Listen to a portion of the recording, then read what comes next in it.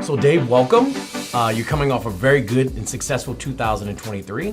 What would you say would be some of the biggest highlights in 2023? You know, I think for us, this was a year that the manufacturers really took a hard look at our company. And I think they liked what they saw. And we were really fortunate that we were able to get certified by so many manufacturers. Justin, I think we were certified and launched 14 manufacturers in 12 months. And that really hasn't happened before in our industry. And I think this notion of an integrated customer experience platform, which is so important, not only to the OEMs, but the dealers, has really caught on. And I'd say if there was one thing that defined 2023, it probably would be that. Now, there's been a lot of conversation in the industry in and around AI. What role do you really see that playing in the new year? You know, it's already playing a role for us, but I think that, like a lot of companies, it's going to become much more prevalent. So right now, we're using AI in fairly basic ways. We just introduced a new tool for our websites called the Assistant. And the Assistant helps customers, and it's all based on Google's AI platform, do about 10 things that are very common for customers to try to do on a website. Schedule service, calculate a payment, things that really haven't been done before. But going forward, you're going to see AI become much more prevalent. We're going to be using it to create short videos on VDPs, pulling together lots of information, and AI is very powerful for video creation. We'll also be using it to try to help a customer go from engagement to transaction. That's a big focus for us next year, and AI can play a big role in that, mainly in following up with customers. The ability for AI to mimic what people do in a very authentic, real way is powerful. And we're planning on launching a new version of what we call our command center, powered by AI, in June of this year. Wow. Now, in the industry, when it comes to technology platforms, Apollo is really known on a first-name basis. What are some of the new things that people can expect from Apollo in 2024? Well, a lot. And you know, our development team is one of the biggest teams in our company, and so we keep them very busy. We have about a 24-hour development cycle here, so we really have folks kind of around the world. It's one of the most important elements of our organization. So this year we've got a lot planned. Some of the highlights are going to be, you know, we're inspired by companies like Apple and Amazon all the time. We think that Apple kills it for integration and Amazon kills it for personalization. So, for example, when you and I shop at Amazon, whenever we shop for anything, we often will come back to the website. And what does it always say? Pick up where you left off. But 75% of customers that buy a car come back to the dealer's website and actually look at the same car they're going to buy. Makes sense, right? Mm-hmm. It's a big purchase. So we're going to start to let customers pick up where they left off, whether they're signed in, they filled out a lead form or not. And it's really exciting. So we're going to introduce that the first quarter of 2024. We're also going to move into this Assistant, as I shared with you, and have an AI-based follow-up system, which we've never had before. We've really let the CRMs handle all that in the past. And the reality is, some of the CRM technologies out there, it's 20 years old, and it's not getting really any more useful than it's been in the past. And I think that it's time for something new in our industry, so we're going to be rolling that out. We've also got some wonderful plans to help people that have never done business with the dealership before establish an account with the dealership and make it easy for them to go all the way through a final transaction for the first time with the dealership. And a lot of integrations planned with some really wonderful companies. So for things like service scheduling, which we have a big integration today with Xtime, but we're planning on rolling that out to 7 or 8 more companies this year. So we have a very busy, productive year planned. I think the theme for us this year is transactions.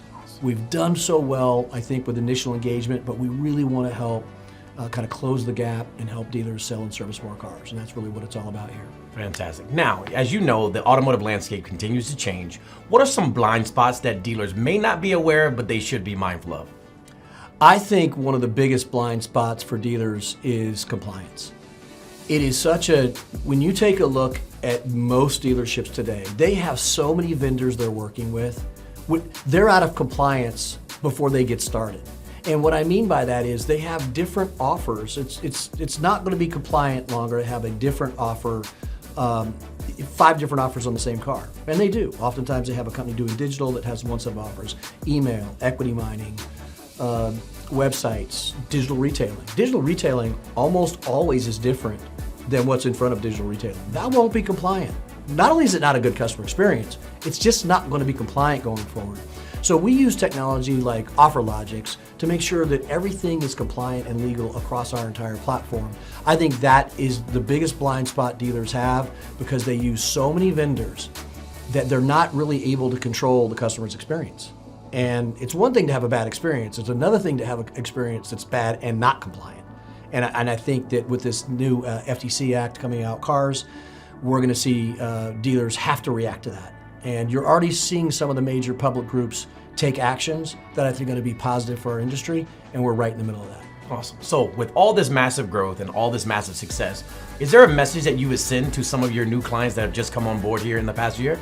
You know, we're a technology platform, and you have to embrace it. You know, you have to embrace change, whether good or bad, is resisted with equal intensity.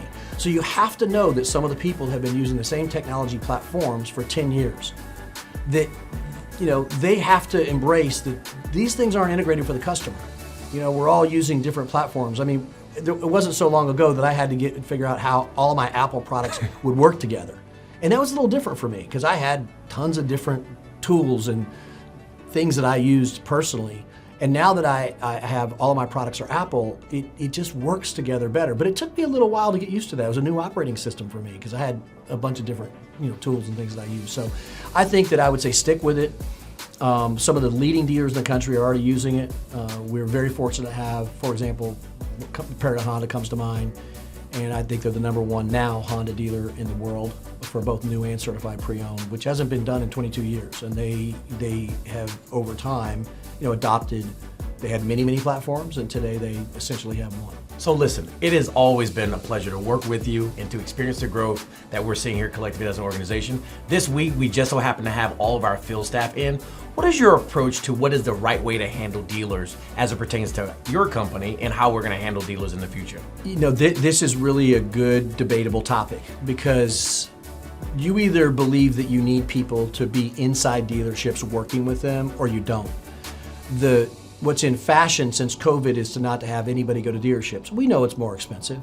We know that it takes a lot more effort to get someone to be in a dealership every couple of weeks and the coordination with that, the travel, et cetera. We believe in it. Probably because a lot of us started out in the car business, we think relationships matter. We think people that are helping dealers at the store matter. We believe training at the dealership matters. And so we have a field of people led by our regional account directors that maintain our relationships. And so yes, we have wonderful support teams that work round the clock that you can get to via email and Zoom and text and phone and all of that stuff.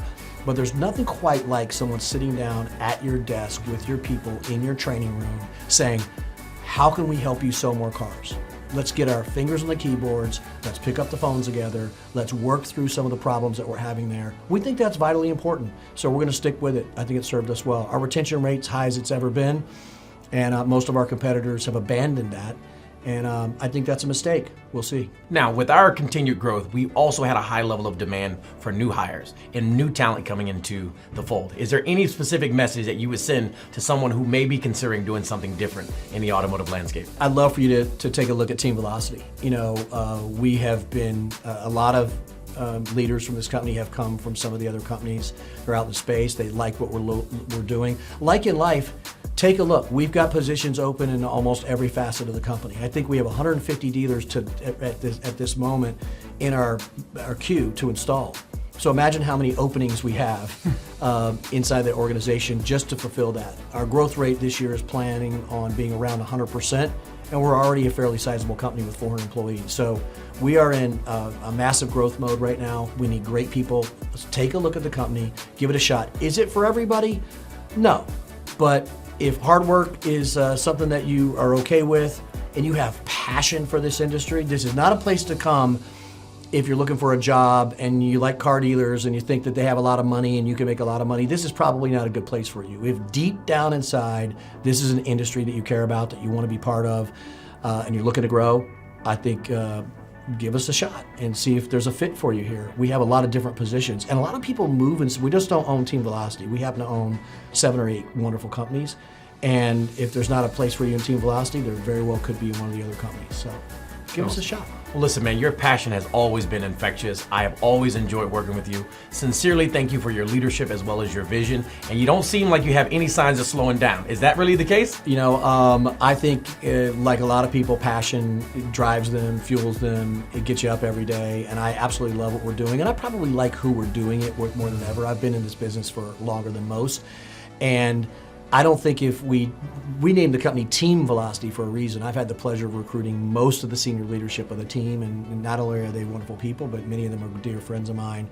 And so when you wake up every day and you get to go out in the Coliseum and kind of fight, which is what this industry is so competitive, with people that you love and you care about, it's not something you want to stop doing. So now this week, you got your entire field staff in. What are some of the key messages that you're sending to them? Astonish. This year for us, we have 178 people in our offices this week that are part of our field support team. And we're teaching them how to astonish our dealers. Not just with the new technology we're bringing out, because they expect that from our company at this point, but astonish them with ways to help them sell and service more cars.